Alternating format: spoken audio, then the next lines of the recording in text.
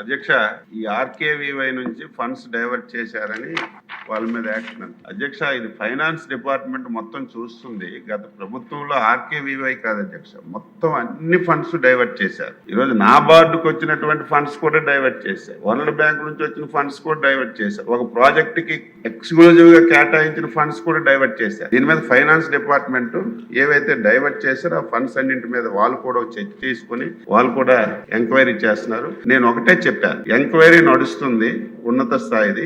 అది వచ్చిన తర్వాత దానివల్ల సాటిస్ఫాక్షన్ కాకపోతే ఇప్పుడు ఏవైతే సభ్యులు చెప్పారు ఏ ఎంక్వైరీ చేయడానికి ఇబ్బంది లేదు, ఒకటి నడుస్తుంది కాబట్టి ప్రిలిమినరీగా మనకు రిపోర్ట్ వచ్చింది. ఫైనల్ రిపోర్ట్ వచ్చిన తర్వాత ఒకవేళ సాటిస్ఫాక్షన్ కాకపోతే ఇంకా ఉన్నత స్థాయి దర్యాప్తు చేసైనా సరే గతంలో ఎవరు తప్పు చేశారో తప్పు చేసిన వ్యక్తుల్ని వదిలే ప్రశ్నే లేదు.